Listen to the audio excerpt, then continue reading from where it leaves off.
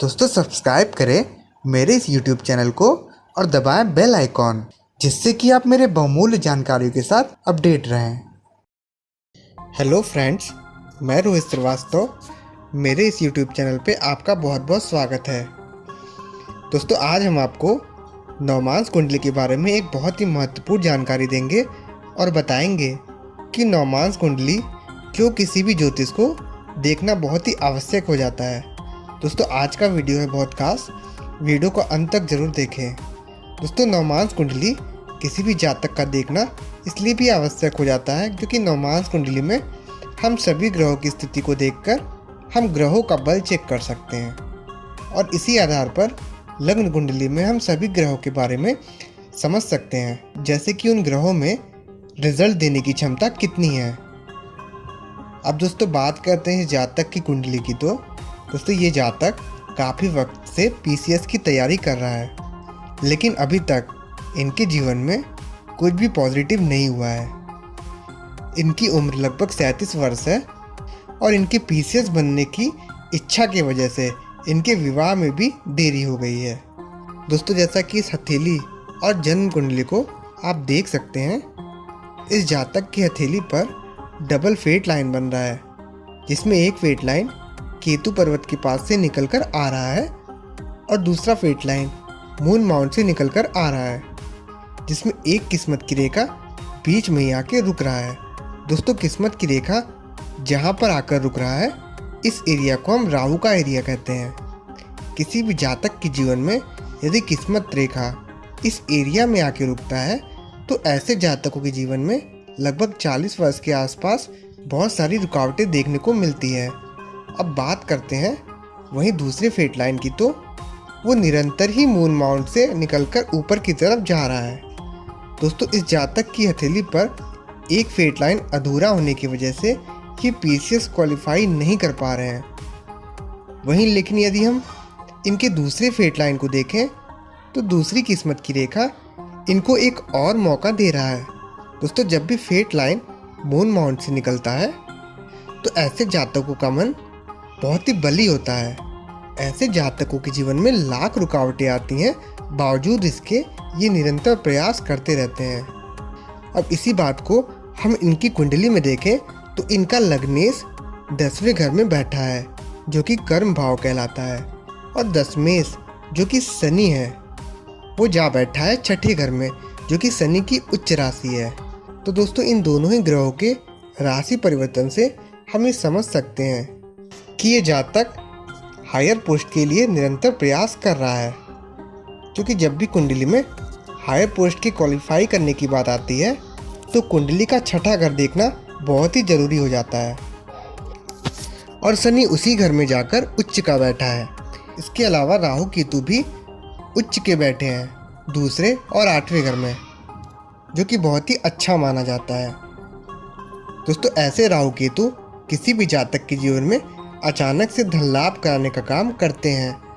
दोस्तों बुध को हमने 8वें घर में मकर राशि में इसलिए रखा है क्योंकि बुध भाव चलित में एक घर पीछे आ गया है और अब इनका बुध 8वें घर का फल दे रहा है। अब दोस्तों बाकी ग्रहों पर ध्यान दें, जिसमें मंगल इस जातक की कुंडली में 10वें घर में बैठा है, जो कि कामकाज में दिक्कतें पैदा करने वाला होता है। वहीं गुरु 7वें घर में बैठा है, जो कि लाभेश भी है और रुकावट का भी कारक है। दोस्तों इस जातक के 7वें घर में गुरु होने की वजह से इस जातक के विवाह में विलंब हुआ है। अब बात करते हैं दोस्तों सूर्य और चंद्रमा की, जो कि दोनों ही ग्रह भाग्य भाव में बैठे हैं। ये दोनों ही ग्रह इस जातक के लिए फलदायी होंगे, क्योंकि ये दोनों ही ग्रह तीसरे घर, जो कि मेहनत का घर होता है, इस पर दृष्टि दे रहे हैं।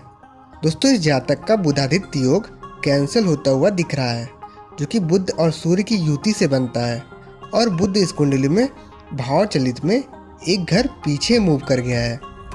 अब दोस्तों सीधा पॉइंट पर आते हैं कि इस जातक के जीवन में अभी तक कुछ अच्छा क्यों नहीं हुआ है और ये जातक अभी तक पीसीएस क्वालिफाई क्यों नहीं कर पाया है।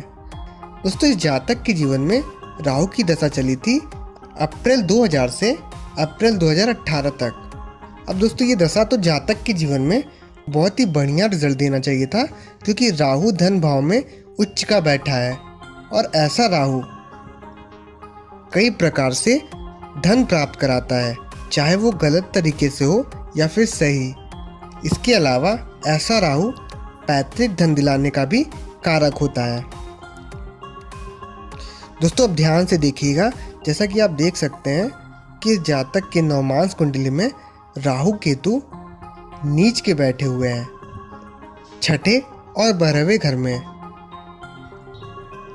दोस्तों अब इस जातक के जीवन में राहु धनु राशि का नीच का फल दे रहा है, जो कि लग्न कुंडली में उच्च के बैठे राहु के बलों में कमी ला रहा है।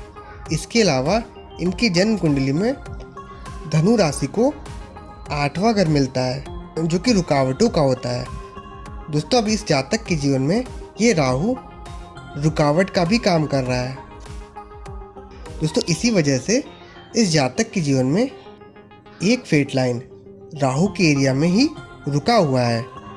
इसके अलावा दोस्तों इस राहु का प्रभाव बुध पर भी होगा, जो कि बुद्धि का कारक है, और भाव चलित में बुध 8वें घर में मूव कर गया है। तो इसी प्रकार से दोस्तों इस जातक के नवमांस कुंडली में बैठे नीच के राहु का असर इनकी जन्म कुंडली में 8वें घर और बुध ग्रह पर प्रभाव डाल रहा है। अब इसके बाद दोस्तों इस जातक के जीवन में गुरु की दशा की शुरुआत हो चुकी है। गुरु इस कुंडली में 8वें और 11वें घर का मालिक होता है, जो रुकावट और लाभ घर का मालिक कहा जाता है।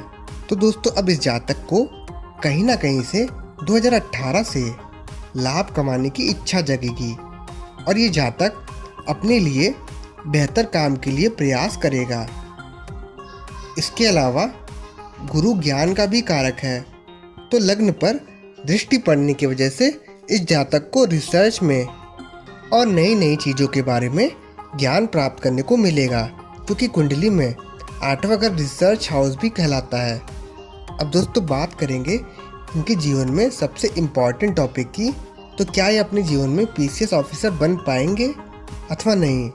दोस्तों इनके जीवन में वैसे तो गुरु की दशा बहुत खास रिजल्ट नहीं देने वाला, पर इनकी अगली जो अंतर्दशा है वो बहुत ही खास है, क्योंकि इनके जीवन में शनि की अंतर्दशा आने वाली है, जिसका समय जून 2020 है, और शनि इनकी कुंडली में सबसे योग कारक ग्रह है। और दोस्तों यही चीज़ यदि हम चंद्र कुंडली से देखें तो शनि वहाँ से 10वें घर में बैठा है, जो कि कर्म का घर कहा जाता है। वहीं शुक्र इनकी चंद्र कुंडली में दूसरे घर में बैठा है, जो कि धन भाव कहलाता है। नवमांस कुंडली में शनि स्वराशि का बैठा हुआ है, जो कि अत्यंत बलशाली है। इसके अलावा यदि हम गोचर पर ध्यान दें तो शनि इस वक्त इनकी कुंडली में मकर राशि में ही गोचर किया हुआ है, जिसकी वजह से इनके जीवन में 7.5 का समय चल रहा है।